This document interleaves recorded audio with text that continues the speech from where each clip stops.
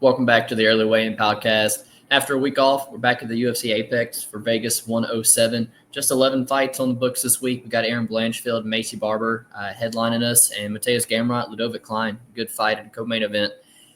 As far as last week goes, always going to be transparent, man, but bad night from us both. I thought it was going to be a night that dogs were hitting like crazy.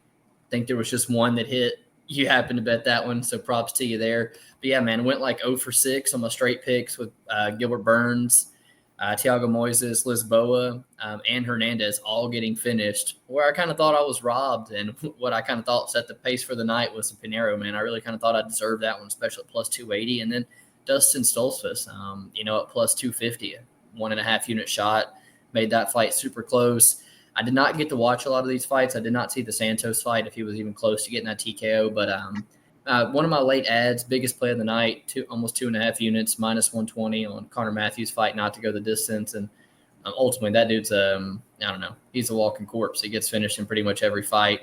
And Yadier Devel looked really, really good. Happy to hit that for 2 units. And despite going 1 for 7 on my picks, 1 out of 8 on my picks, I managed to only be down minus 3.75 units. So looking to recap, get that back this week, man. Toss it over to you. Yeah, I didn't do too much better. 1 for 4 on my picks. I was on the Dustin Stoltzfus big at 1.5 units at 250. Gabe Green versus Mateusz Camilo. It was still a sweat, even though it was the only dog to hit. There were some pretty sweaty moments. I hit that for 2 units.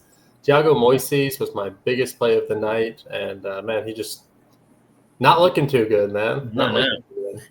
And then Carlos Hernandez, also just a pretty crap performance from him. Sure. Lisboa wins by decision. Didn't really have a chance either. So minus 350 or minus 3.5 units on the night.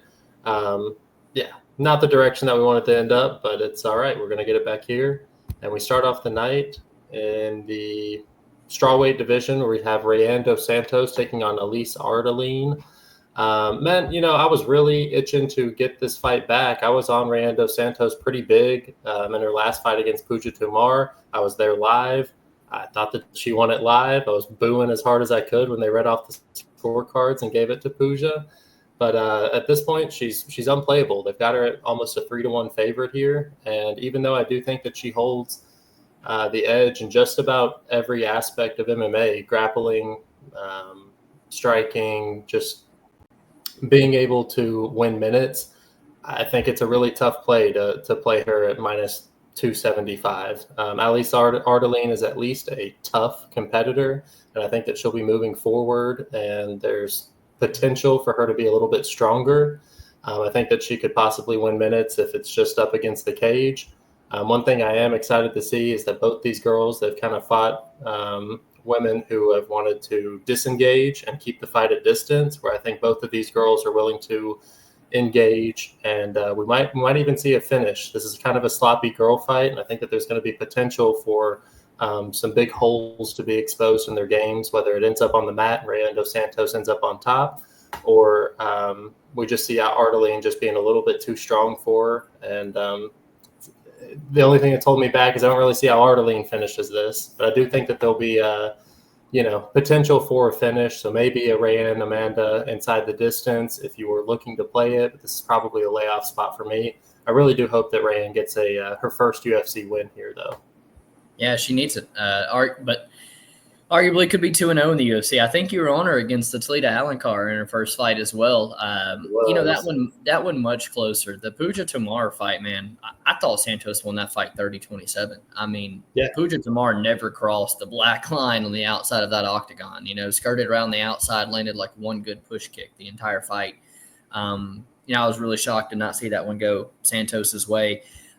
You touched on a big point here that I was going to bring up as well, is Alice Ardeline fights exact opposite of a Pooja Tomar. She's willing to come forward. She's a tough girl, and I think that's gonna play into Amanda dos Santos's favor. I think she's a way better skilled fighter on the feet. I think she's a better grappler, and if someone's willing to come forward and have that pressure, I think we could see the skills of Santos come out a bit more. I'm on the Santos side. Haven't really contemplated or even looked at that under or an inside the distance. I'm probably just going to pass here, but I do think Amanda Santos should get this one done. Hard to lay the price tag, though. 100% agree. Moving up to men's 155, a fight you and I have both got some action on. We got Markel Medeiros taking on Balaji Oki. We talked about it before the podcast, man. I just, truth be told, I think the wrong guy is favored here. Oki looks like he's got a ton of power, but I don't really think he's got a ton of power. Truth be told, I think he looks a lot scarier than he is. I don't think he's near as technical as Markel Medeiros. I think the footwork and the ability to move and the defensive, I just think it all plays in Medeiros' favor. I think he's way more likely to just double up Oki on volume. And if he's able to avoid the big shots, I kind of could see him kind of running away with the fight, truth be told. I do think Oki probably has the finishing upside. He definitely could, I guess, steal rounds more clearly as Medeiros kind of fails to put some stamp on it sometimes. But yeah, man, I think he's a better fighter. I think he's more skilled everywhere. I think he kind of holds the same sentiment. Yeah, man, I was super surprised to see Markel with a plus money price tag beside his name this week. Oki, like you said, maybe a little scarier, a little more naturally gifted. But as far as the technical skill set, I think Markel has him covered pretty much everywhere. I think that, because it's a smaller octagon, we're going to see Oki not be able to keep distance and pump that jab. Markel's going to be giving him different angles as he's switching his stance. And then even mixing in the takedowns to kind of give him second looks. I just think that he's going to be able to put together a much more fluent game plan and end up winning a 29-28, 30-27 on the judges' scorecard. So, yeah, give me Markel Medeiros all day. I'm glad that we're both on him. I do think that he should be the favorite. Let's see. Moving on to it's a catchweight, 180 pound, Andreas Gustafsson taking on Trevin Giles. This is one where it's kind of the same thing. I can't really see Trevin Giles being able to create the distance that he needs to pump out that jab and keep Gustafsson at bay. I think Gustafsson does a pretty good job of, being much more physical whenever he fights guys. I think he's good at pushing them up against the cage, just using his sheer power to kind of control where the fight goes. And, I just think that Officer Giles has a lot of holes that he needs to fix, and I don't think he's going to do it at this point in his career. Kind of looks like he's on the downward skid, and I think Gustafsson's going to get this done, but I'm not confident because I know it's going to be kind of dirty no matter how he does it. Giles also has a decent job of making close fights. This is just a layoff spot for me. If it were Giles as the favorite, I would love to play Gustafsson because I do see potential paths to victory for him. I just don't want to bank on him having to, secure 15 minutes of control time against somebody who's probably a better striker in Trevin Giles. So Gustafsson's the pick, but I'm not going to be laying that price tag on him. Yeah, we see the fight pretty similar, man. Giles, I think you touched on it well. Clearly on the downslope of the career, has lost 3 in a row, finished in 2 of those, and here's the UFC. Kind of giving him the last, what I would think is his last chance, making him take a fight on short notice against another one of their talented prospects they like off the Contender Series. And, guys in Giles who durability can really been brought into question, finished in 6 of his 7 losses. Seeing here in the one fight he wasn't finished in that he lost was the Mike Malott fight when Malott was coming back off his loss to Neil Magny, a lot more tentative Malott. I don't think Gustafsson is going to play the range game whatsoever. The bell's going to ring. He's going to throw a massive overhand right, and we're in the apex where he's got to just, I don't know, man. He doesn't have to travel far to get his hands on Trevin Giles and put him on the fence where he likes, and he's a really good guy. Dirty boxing, really good clinch work. I like his knees, his elbows on the fence. I've kind of targeted some violence here, seeing that Trevin Giles is someone who typically does get finished in a lot of his fights, and, we got a UFC newcomer here who – I think Trevin Giles can maybe give him a vet lesson, land something big on the feet and hurt him. So I think there's some finishing upside. I'm on the Gustafsson side as well, but if I had to play, I'd more likely target violence because I think that does, incorporate a lot of Gustafsson's win condition here. Moving on up to 155, Jordan Levitt, Kurt Hollaball. I'm never in the business of laying chalk on Jordan Levitt. The in the cage antics, everything, man. It's, doesn't scream fighter, but the dude is a pretty talented grappler, and I think that is enough to get it done against Kurt Holloway. Kurt Holloway has great cardio. He's a better boxer, and he could win some minutes if it plays out on the feet. But watching back that Trey Ogden fight is kind of really all that I needed to see. Historically, Kurt Holloway gives up takedowns at a very low percentage. He winds up on his back every single fight, and Levitt's a talented grappler. I've seen him go out there and proactively grapple in every single one of his fights and use the push kick on the outside until he, sets up a shot. And so, yeah, I think Jordan Levitt gets on top and probably has 8-9+ minutes of control time here. So, that's how I see it going down. Not really a fan. I kind of wish I could get behind Kurt Holloway at dog money. I just don't see it, man. Yeah, almost 39 years old. Kurt Holloway, probably last fight or two left on the contract, or that the UFC wants to have him. This just isn't a great matchup for him. He's been taken down quite a few times in the past, and I think Jordan's going to be persistent enough trying to get the fight to the mat that he'll at least get it a couple times and secure the minutes that he needs to get the W. Not one that I'm interested in. The toughness that Kurt showed in his Alexander Hernandez fight in the last one out, that might have been his last good go, Right. I'm not sure that he's going to be able to pull that same thing out on this fight. Give me Jordan Levitt, but not with a ton of conviction. It's another layoff spot for me. Moving on to the flyweight, Alan Nascimento taking on Rafael Filho. This is an interesting line, man. I think both these guys have pretty similar game plans where, normally whenever they're matched up, they're going to be the better grappler versus their opponent. But I think they kind of, cancel each other out here. And then when it goes on, if the fight stays on the feet, I think that Filho's a little bit more aggressive than Nascimento. I think that he is willing to push forward, probably has a little bit cleaner striking. And I think that that's going to look good in the judges' eyes. That same thing is like, I think if this fight does hit the mat, whoever ends up on top is going to win the round. That's what I am a little bit worried about. If Nascimento does find his way on top, I think that he could probably keep that position and just ride out the round. And I could definitely see that happening as well. Filho, though, just knowing that he does have a path to victory if the fight stays on the feet, it's super tempting him at plus money. So, debating on that, but probably want to hear your opinion and then watch some other guys talk about it before I actually lay any money on it. Yeah, I think I need a bit more convincing myself, but I'm on the same side. The Joffo Filho, I'm with you. I think a lot of the grappling is going to cancel each other out.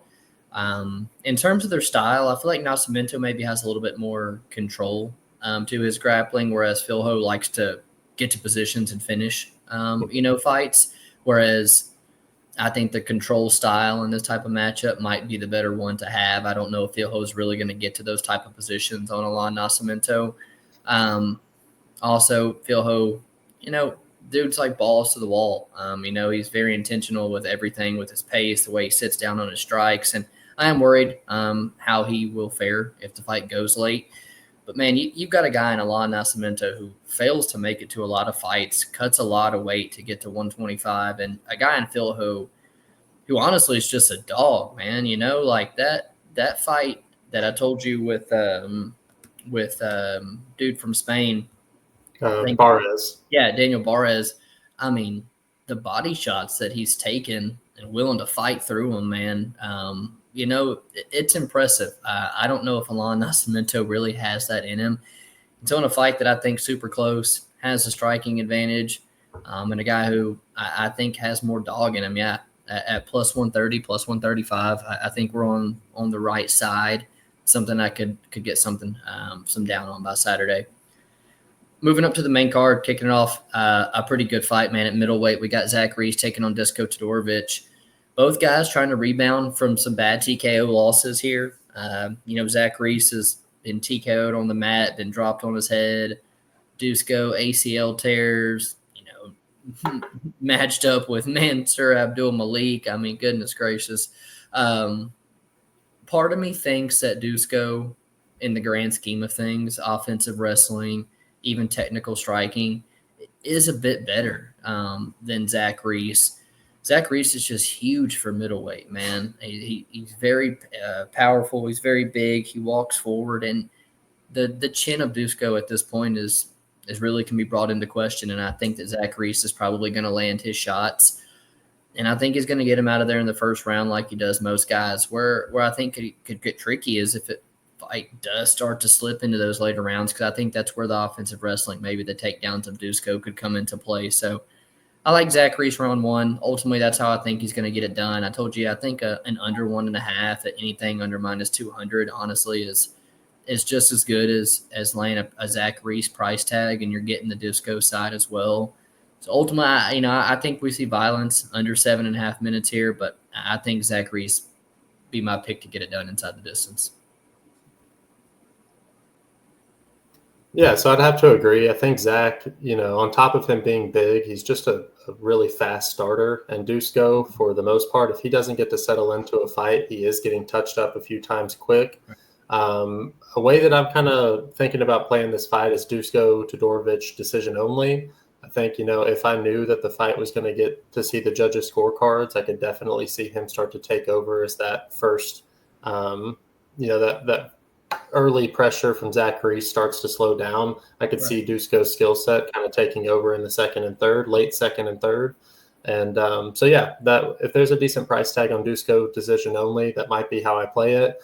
That being said, I doubt that this fight hits the decision or hits the judges' scorecard. So, Zach Reese round one is probably how I see it as well. But as far as betting it, Dusko decision only. Moving on to the bantamweight division, Ketlin Vieira taking on Maycee Chiasson.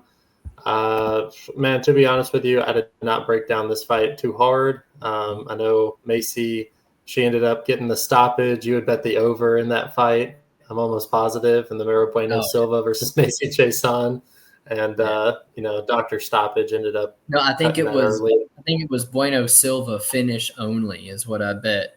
I think she had never been finished or something like that, and she's up unanimously on the scorecards and gets cut. It's like, oh, dude, that was brutal loss right there. But just looking at the fight, man, you've got somebody in Ketlin Vieira who's last few losses in the last few years have only been to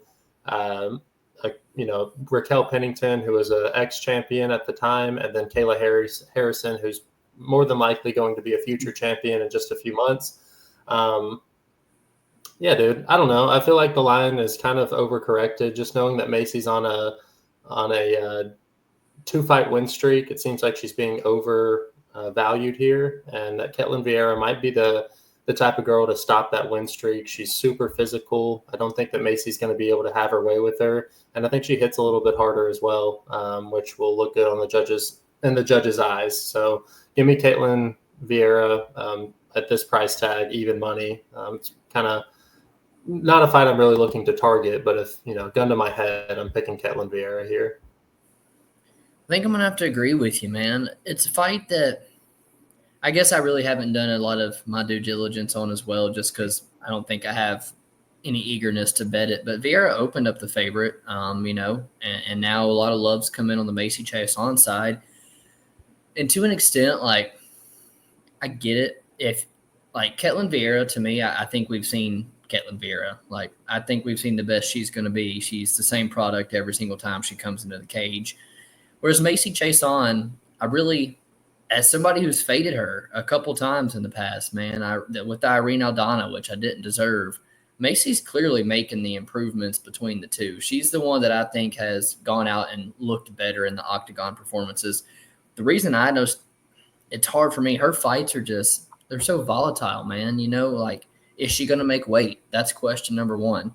Is she going to wrestle and be so dominant and then stand above a girl and guard and get donkey kicked in the ribs or in the liver? It's I don't know, man. And then she's gonna get on top of you and Bueno Silva and elbow you and split you open. It's just I don't know what Maycee Chiasson's gonna show up.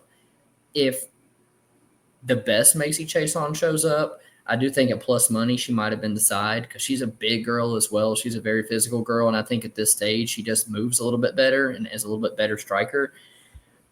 Man, I'm with you. Ketlin Vieira is been at the top of the division, fought the top girls. The ones she's losing to have gone on, that the losses have aged well, and she's a very physical girl as well. And when it comes to push comes to shove, Chason might not have it in her like Vera does either. So I'm on the Vera side, but with you, man, I don't think I'd have any action on this one. Moving up to 205, Dustin Jacoby taking on Bruno Lopez.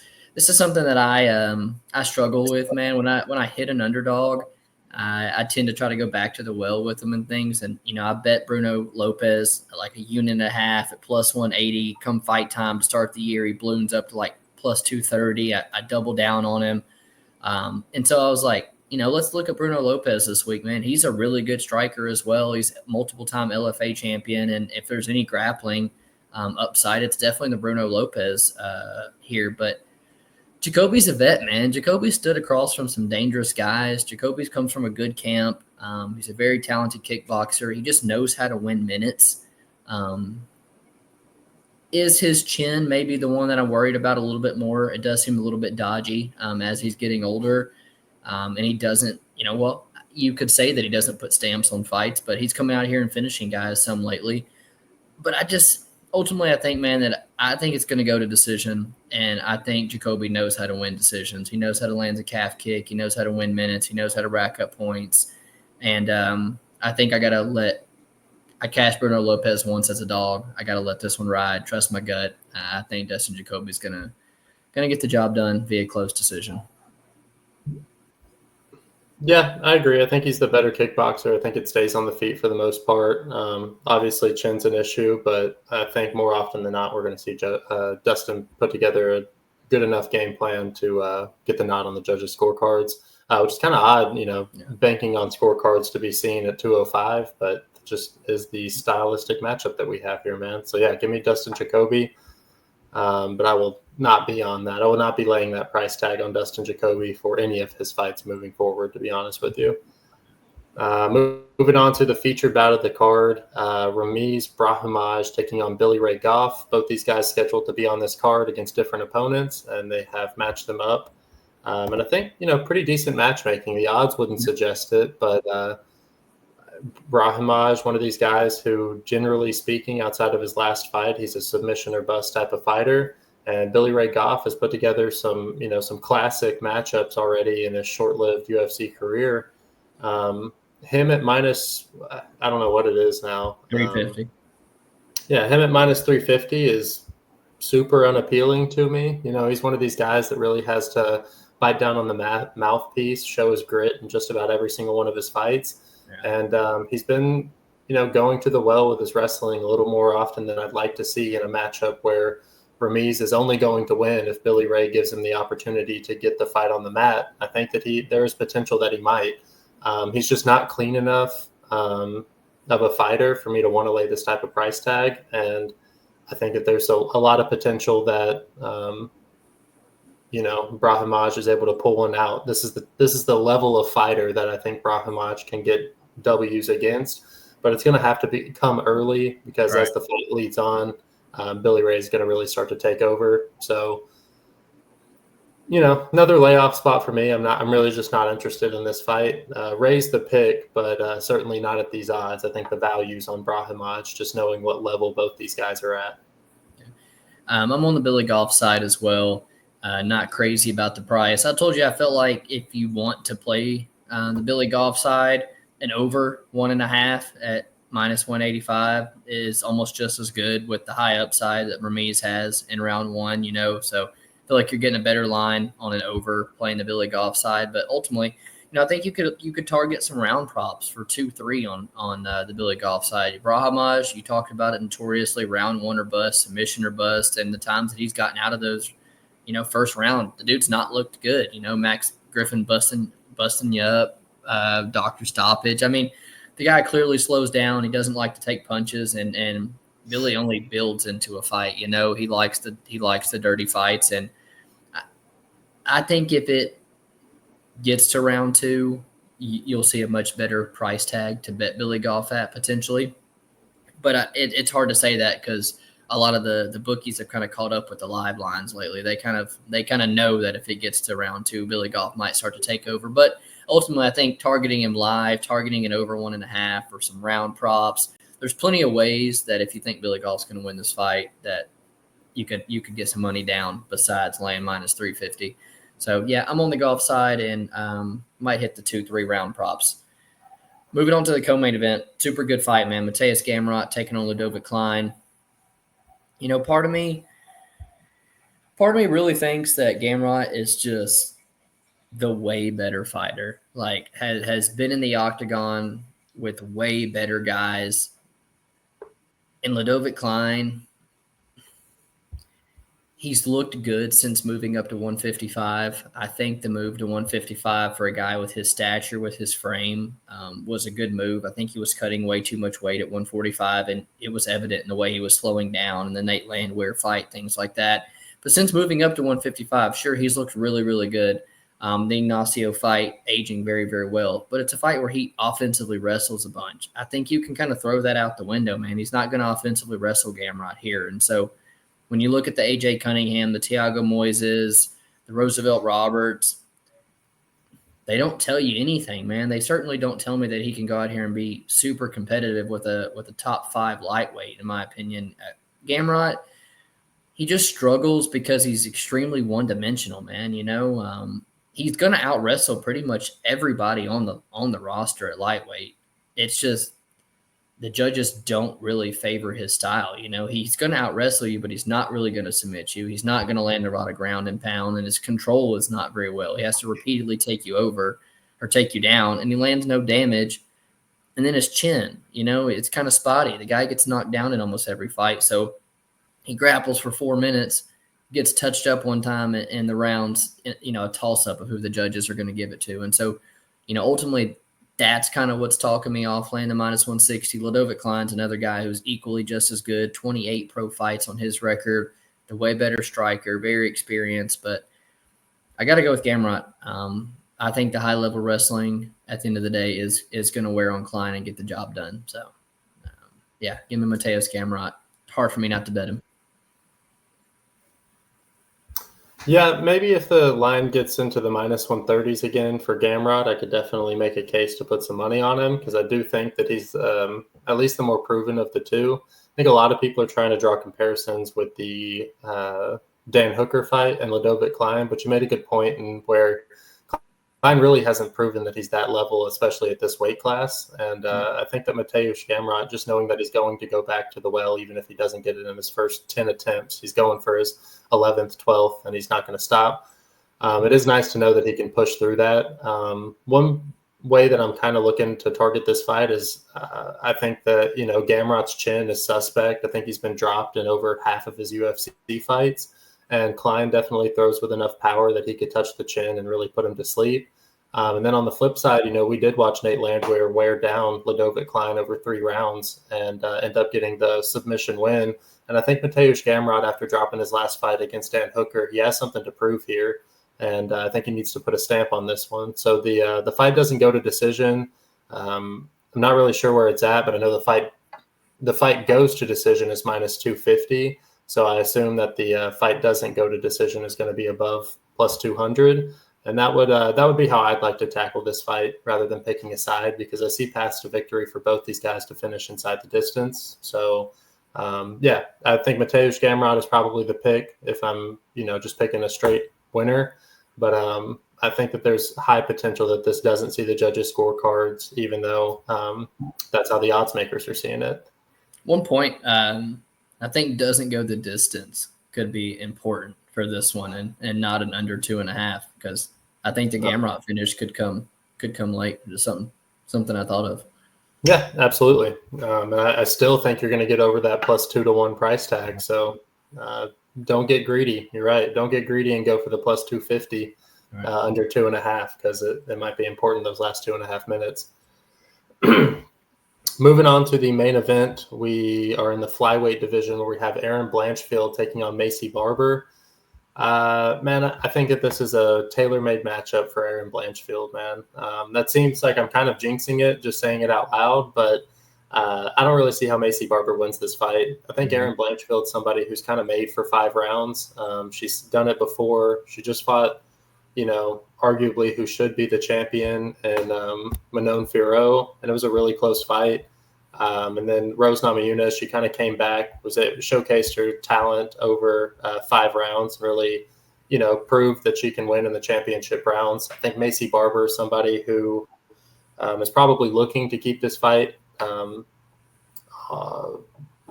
keep some distance management between her and Erin Blanchfield. Erin's going to be trying to close that distance. And I think that Maycee's probably a little bit cleaner striker, so she would prefer to keep this on the outside. But with the smaller octagon in Vegas, I think that Erin's just going to be able to walk through some of the punches that Maycee's throwing and end up getting her to the mat, end up just pressing her up against the fence and winning minutes. And over 5 rounds, I think that this, is all Erin Blanchfield here. Maycee's not very familiar with the 5-round format, and I think that this will be a lesson for her.